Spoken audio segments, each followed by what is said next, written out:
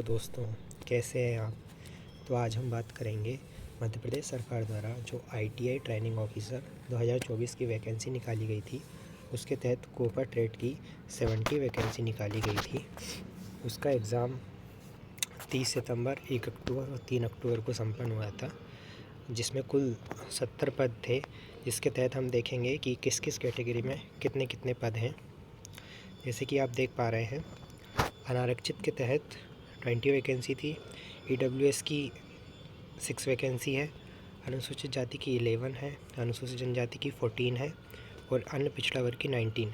ऐसे कुल टोटल लगभग 70 वैकेंसी थी, जिसका एग्ज़ाम 6 शिफ्टों में 3 दिन में संपन्न हुआ था। तो शिफ्ट वाइज किसी शिफ्ट में पेपर टफ था, जैसे कि बच्चों का रिस्पांस मिला है कि जो फर्स्ट शिफ्ट का पेपर था वो काफ़ी आसान था, और जैसे जैसे दिन बढ़ते गए यानी कि शिफ्ट बढ़ती गई तो पेपर का लेवल जो है थोड़ा टफ़ होता गया। पहले बहुत आसान था, फिर मॉडरेट हुआ, फिर टफ़ हुआ। तो हम देखेंगे कि बच्चों के जो भी मार्क्स प्राप्त हुए हैं उसके आधार पे क्या कट ऑफ हो सकती है कैटेगरी वाइज। सबसे पहले हम ये देखेंगे कि कट ऑफ पर किन किन कारकों का प्रभाव पड़ेगा। जैसे कि आप देख पा रहे हैं, मध्य प्रदेश में 87-13 का रूल इसमें भी लागू हो गया है, जो व्यापम के एग्ज़ाम्स होते हैं। इसके तहत 70 में से कुल 61 वैकेंसीज़ का जो 61 वैकेंसीज़ हैं उनका रिज़ल्ट जारी किया जाएगा। वहीं जो 9 वैकेंसी हैं उनका रिज़ल्ट होल्ड किया जाएगा, जिसमें OBC और UR के 9 पद हैं। तो हम देखेंगे कि कट ऑफ पर किन कारकों का प्रभाव पड़ेगा। तो सबसे पहले तो ये देखते हैं कि टोटल फॉर्म कितने भरे गए हैं। तो RTI से पता चला था कि लगभग 35,000 प्लस टोटल कोपा में फॉर्म भरे गए सभी कैटेगरीज़ के। और आप सभी एग्ज़ाम देने गए होंगे, आपको भी अपनी लैब में पता चला होगा, मतलब आप देख ही पा रहे होंगे कि लगभग 70 से 80% ही बच्चे अपीयर हुए थे एग्ज़ाम में। 10 से 20% बच्चे होते ही नहीं हैं अपीयर, क्योंकि फॉर्म डाल देते हैं और एग्ज़ाम देने नहीं जाते। और इस बार तो एक रीज़न ये भी रहा है कि जो व्यापम है उसने जो सेंटर्स हैं 900 से 1000 किलोमीटर दूर बच्चों के फेंक दिए। मतलब कोई भोपाल का है तो उसको बालाघाट सेंटर मिल रहा है, कोई बालाघाट है तो उसको भोपाल को सेंटर मिल रहा है। तो इस वजह से भी काफ़ी बच्चों ने एग्ज़ाम नहीं दिया था। तो ये 2 फैक्टर हैं जिनका कट ऑफ के ऊपर डेफिनेटली फ़र्क पड़ेगा। और 2022 के से अगर हम इस बार के पेपर का कंपैरिजन करें तो इस बार का पेपर पिछली बार की तुलना में थोड़ा टफ था, क्योंकि आप भी गए होंगे पेपर देने, तो आपको पता ही होगा कि पेपर जो है प्रैक्टिकल बेस्ड जाता था, मतलब थ्योरेटिकल कम था। जो लोग सालों से कंप्यूटर पे काम कर रहे हैं उनके लिए पेपर आसान था, क्योंकि जो वो यूज़ कर रहे हैं शॉर्टकट कीज़ या जो ऑपरेशंस हैं उनको लेके क्वेश्चंस ज़्यादा बना दिए गए थे। तो हम बिना समय गंवाए सीधे कट ऑफ के बारे में डिस्कस करेंगे। तो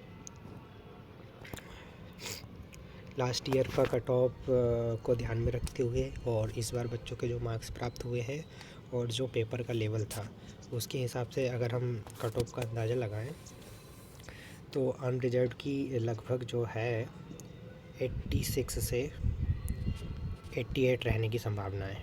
अनरिजर्व्ड में मेल की बात कर रहा हूँ। वहीं अगर अनरिजर्व्ड फीमेल की बात करें हम, तो इसमें से आप 2 से 3 नंबर कम कर लीजिए, 2 से 3 नंबर कम कर लीजिए। वहीं अगर हम बात करें OBC की कट ऑफ क्या रहेगी, तो OBC की कट ऑफ 85 से 87 के बीच रहने की संभावना है। ये OBC मेल की बात कर रहा हूँ। वहीं फ़ीमेल के लिए आप 2 से 3 नंबर इसमें माइनस कर लीजिए।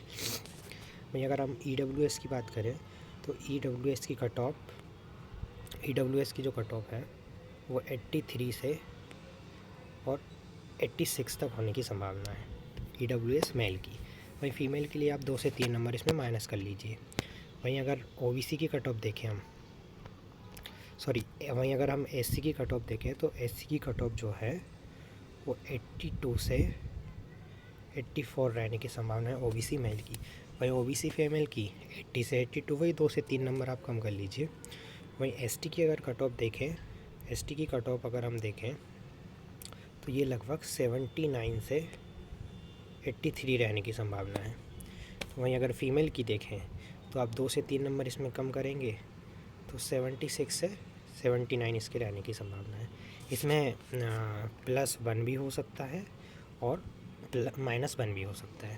तो प्लस माइनस 1-2 नंबर ऊपर नीचे हो सकते हैं, बाकी कट ऑफ आपकी इसी के आसपास रहने की संभावना है, जो कि मैंने प्रेडिक्ट की है।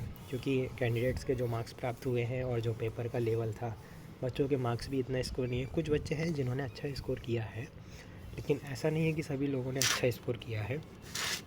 और नॉर्मलाइजेशन का भी डेफिनेटली इसमें फ़र्क पड़ेगा, क्योंकि पहली शिफ्ट ज़्यादा इजी थी। वहीं जैसे जैसे दिन बढ़ते गए और शिफ्ट बढ़ती गई, तो पेपर का लेवल थोड़ा बढ़ता गया, तो बच्चों के मार्क्स डिक्रीज़ हुए, तो नॉर्मलाइजेशन का भी डेफिनेटली इस पर फ़र्क पड़ेगा।